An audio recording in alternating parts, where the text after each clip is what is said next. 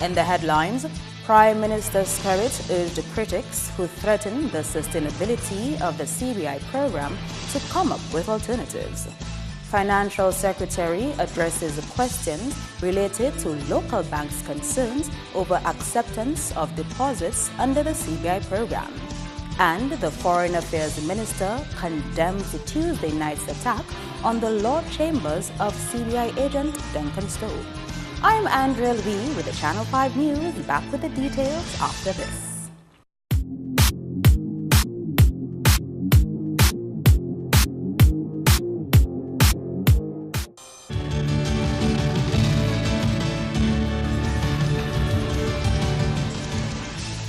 Thank you for staying with us. First up, Prime Minister and Minister for Finance, Roosevelt Skerrit, has called on critics of the Citizenship by Investment program to point him to alternatives.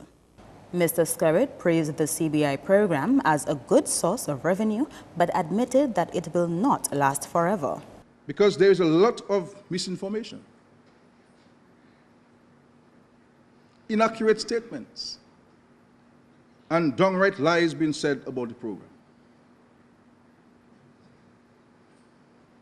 The clear intent is to undermine or destroy the program. I will say to you that the calculated and coordinated attack on the CBI program by elements in Dominica, with support from elements, with support of external elements, is a serious threat to the viability of the program.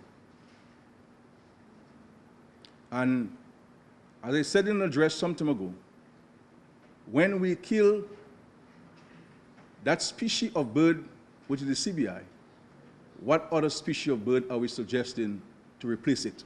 So far, 6 CBI program-related real estate development projects have been approved, and funds under the program are being used to maintain the National Employment Program and Sanitation Program. Mr. Skerrit said Cabinet has approved a loan of CBI funds to be provided to a local private investor to support the purchase of the Dominica coconut products plant at Belfast. Meantime, government says money deposited in accounts at local banks under the Citizenship by Investment program is subject to the same rules and regulations dictating the bank's management for any other account. Financial Secretary Rosamond Edwards, speaking at a private sector forum on Friday, responded to concerns that banks here were returning money to applicants under the CBI program. That the funds received through the Citizenship by Investment program are subject to the same rules and regulations. And so when funds are transferred to the banking sector, if there are questions asked, responses have to be provided. It is a decision of the bank at any point if it wishes to allow the funds in or to allow the funds out. It is our responsibility to ensure that we provide as much of the information to the banks as is requested by the banks. So it's no different to us as individuals doing business with the banks. Government is required, or any government-related program, we must conform to the same regulations. The concern was brought up by Gregory DeGans, a consultant and former managing director of the National Bank of Dominica. He said his contacts were informing him that there seems to be a problem with the government's CBI-related accounts accepting deposits through the international banks. Edwards explained that the banks were complying with international rules to maintain their ties to the global financial system. Foreign Affairs Minister Francine Barron has condemned the vandalism which took place at the chambers of Attorney-at-Law Duncan Stowe as part of a riot on February 7, 2017. Stowe is also an agent under the Citizenship by Investment program. She told the Dominica Business Forum at Fort Young Hotel on Friday that Stowe has worked hard at being successful in the program and should not be grudged. I just want to make it clear that the government does not pay the registered agents. It's a free market. The agent is paid by the client who is applying for citizenship, and therefore the funding between agent and client is done on a private level and government does not interfere in that aspect of things. The agent must also ensure that all of the information that is required to be submitted by the applicant is collated and submitted in a timely fashion to the unit. And that may involve assisting with the proper filling out of the disclosure form and ensuring that all the necessary supporting documentation is put together and submitted to the unit. And thereafter following up in the event that there is any further information that the unit may require. In tourism, Liat's decision to suspend flights between Guadeloupe and Dominica and introduce instead a return service between Antigua and Dominica is expected to benefit Dominica. Air access remains critical for Dominica as the country depends on arrivals for the success of main events like Carnival. From Antigua now, Flight 523, which used to stop in Pointe-à-Pitre, will now be coming direct to Dominica, still with service 7 times daily. And also Flight 364 departing Dominica, which would have stopped in Pointe-à-Pitre, will now go directly to Antigua. So the advantage to that really and truly is that Liat now having cut some of the time out of its busy schedule, the on-time arrival and departure schedules should be better for Dominica. Piper says Liat's move means Dominica has not lost seats, they have just been reallocated. Understand that the flights are still coming to Dominica. They're coming direct now. Flight 523 is coming direct from Antigua, which is a benefit to us in that the UK travelers that now come into Dominica will have, on those 3 days, will have a more direct route to Dominica, and also there'll be a greater allocation of seats coming in. So we have not lost the seats from Liat. What we have done is the seats that would have otherwise been saved or allocated to travel from Guadeloupe are now opened up, and from Antigua those seats can be utilized into Dominica direct. Starting 12th March, there will be improved ferry access to Pointe-à-Pitre. Additional information regarding Air Antilles and their service to Pointe-à-Pitre will be announced later. Liat has agreed to provide a special for Dominica's Carnival, 35% off flying into Dominica between certain dates. In police news, a newly elected member of the La Plaine Village Council and chairman of the Disaster Committee is cautioning residents there to look out for each other's safety. Jason Fontaine's warning comes as police issue an appeal to anyone with information regarding a suspected homicide in La Plaine this week to contact the CID or call Crime Stoppers. The body of 59-year-old Nichols Zephy was discovered at Bootsab Thursday morning with hands tied and mouth gagged. There were also eyewitness reports of bruises on his body. If we have somebody calling us, please, or if you hear someone saying, calling your name or calling out for help, check on them. And each time you see a strange vehicle in your village or a strange person come into your community, pay attention to that. Pay attention to those things. To the young ladies out there, to the young females who are growing up, teenagers who are growing up, and be careful who you ride with. Who say hi to you, or just don't go into anybody's vehicle. Do not entertain anybody at your home, and anybody who come asking questions in your community of Dominica, wherever you may be, and they be asking you, or where this person living, or where can I find this person. Be very vigilant to those questions. And I was asked why and who are you. Try to find out who is asking or who wants to know. I'm pretty confident under the leadership of Mr. Coffey and all the rest of the police officers who are investigating this matter. I'm pretty confident that this gentleman or whoever that's responsible will be brought to justice. You are watching the Channel 5 News. Coming up, the Calypso semi-finals and other Carnival developments.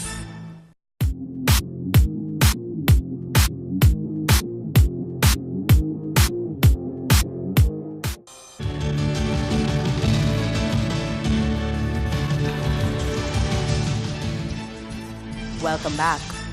The two newcomers to this year's National Calypso competition will find out if their songs are strong enough to take them to the finals when they compete against 18 other semi-finalists this Saturday. This is the first time on the big stage for 18-year-old Fael Dihila Landa and 31-year-old Trinisuelan Stefan Subero, and their songs I Believe and Dominica Love have gotten them past the first 2 rounds of competition. Meanwhile, former Calypso monarch Merlin Wizard Saint-Hilaire, who returned after an over 25-year hiatus, will see if he can make it to the final round of competition with his performance on the weekend.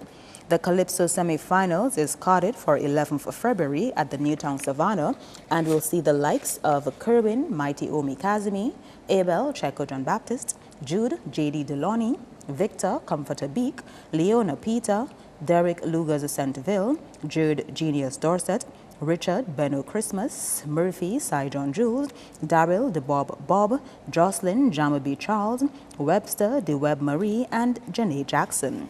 Also striving to make it to the 4th and final round of competition are Davidson The Observer Victor, Tasha P. Peltier, Gregory Caressa Rivera, and Chester Daddy Cheslater.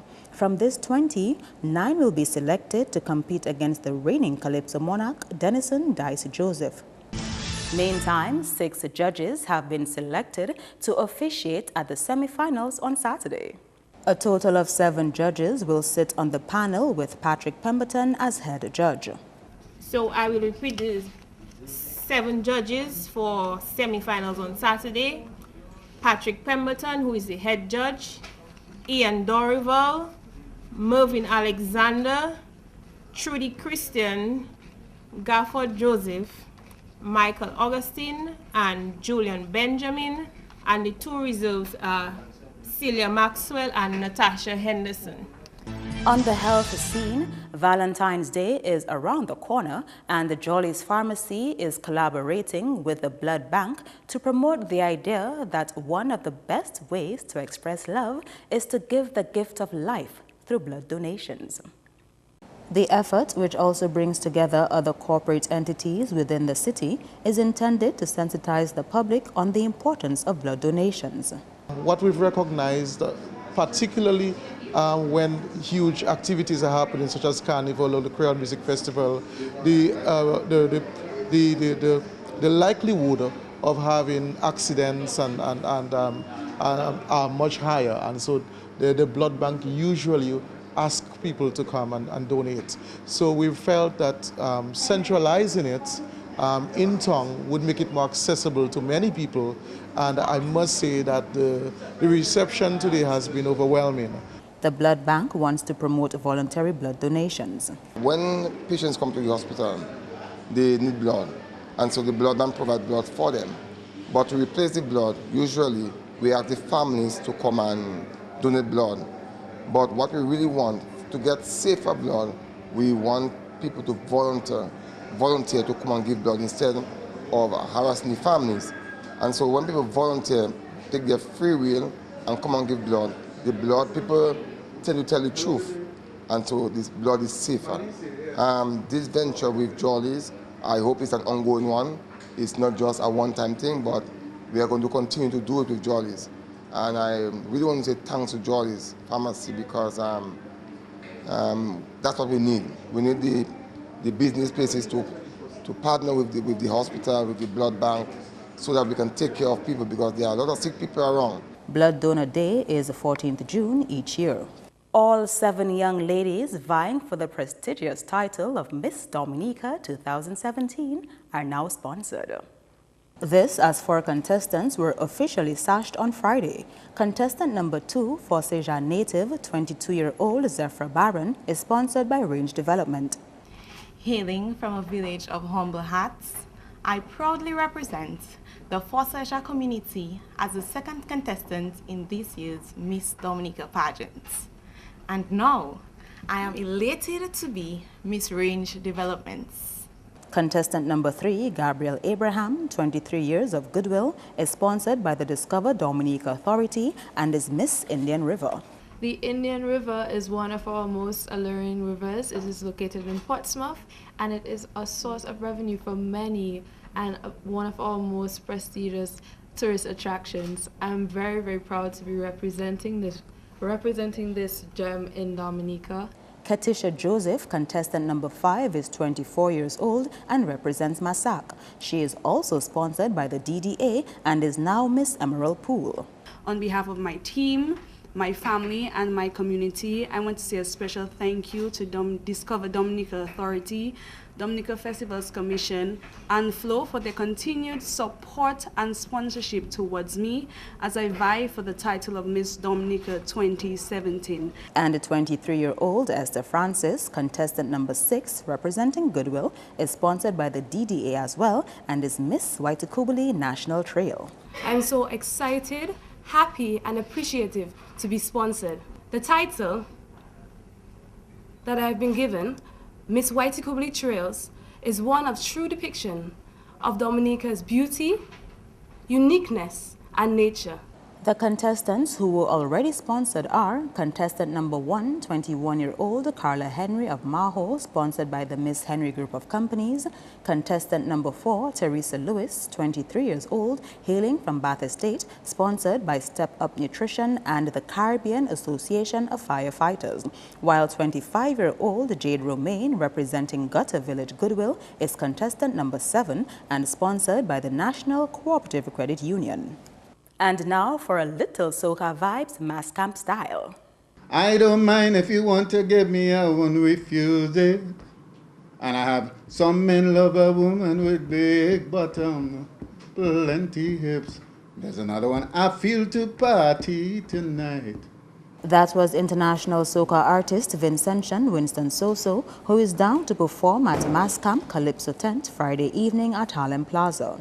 Soso, a former national goalkeeper for St. Vincent, has visited Dominica many times before, but this will be his first time performing on a stage here. And Mass Camp is pleased to present for Calypso season 2017 Winston Soso, one of the most famous and I think well-known and well-loved musician, artist, calypsonian, soca artist, because he straddled the genres of both calypso and soca.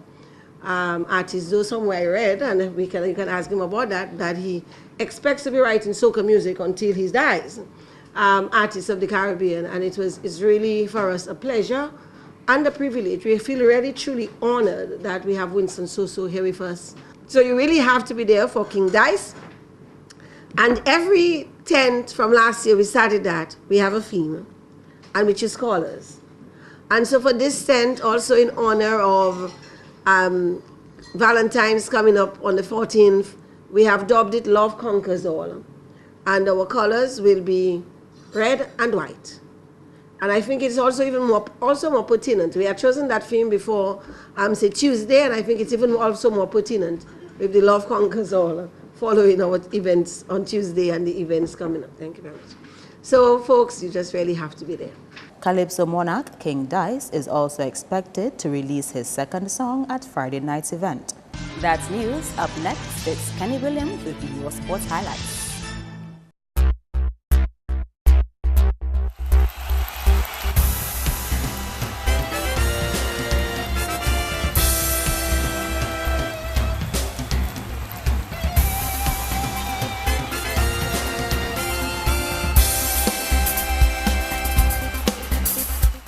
First up in sports, Trinidad and Tobago beat West Indies under-19s by 182 runs in the Regional Super 50 on Friday.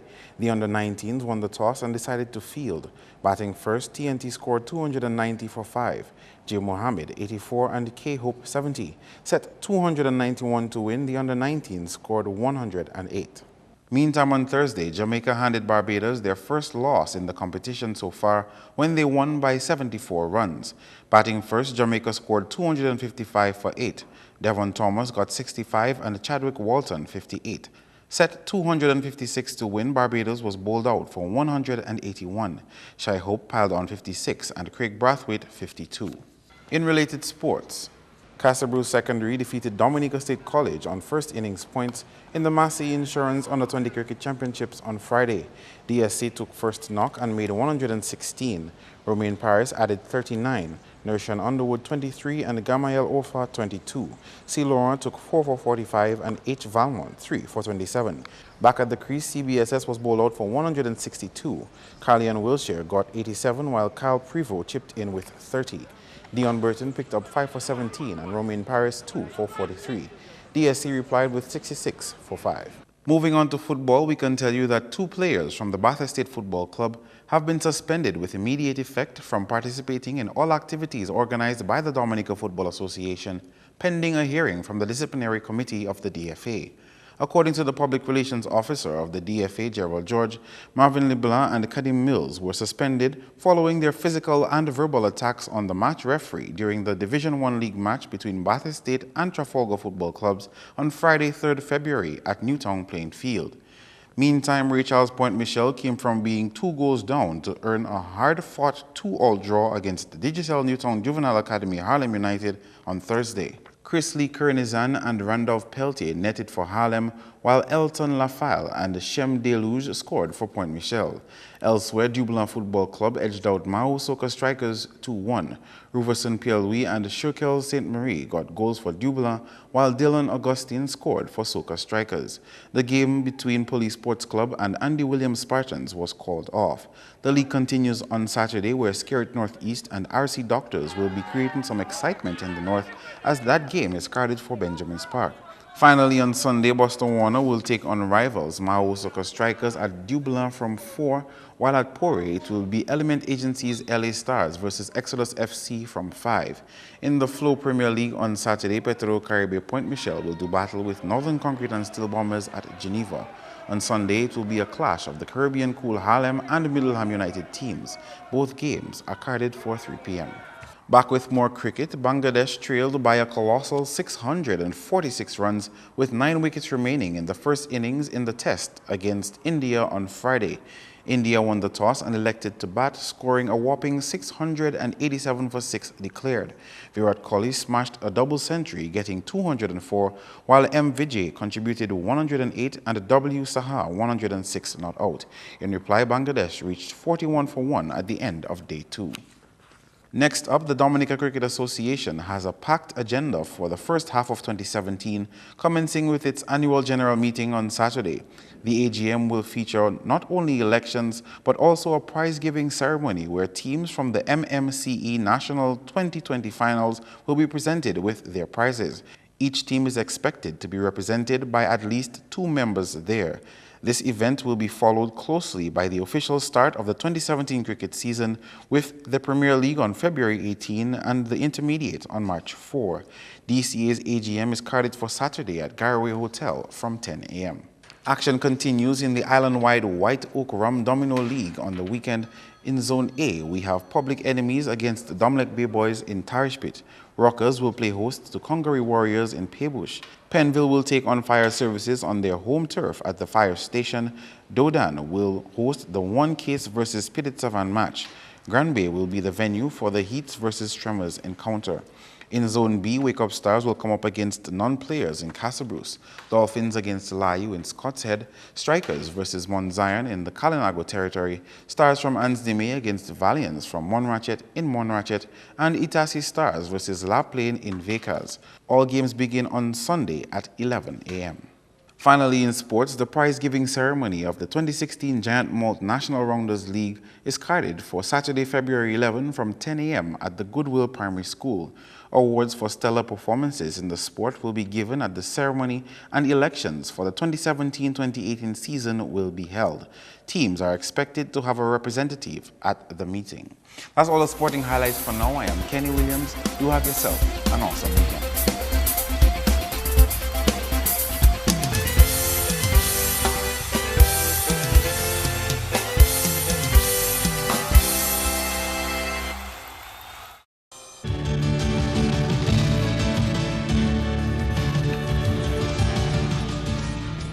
We now join our friends at the Met Office for the weekend weather forecast.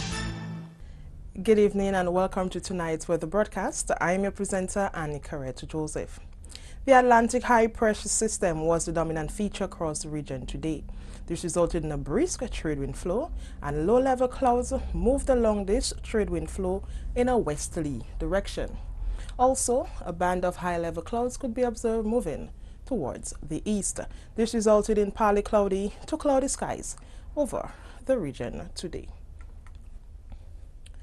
Visible satellite imagery showed multi-layered clouds over Dominica throughout the course of the day, resulting in partly cloudy to cloudy skies. Radar imagery indicated minimal shower activity over the Lesser Antilles this afternoon. Conditions for tonight: partly cloudy to cloudy skies with a few brief scattered showers and some breezy conditions as well.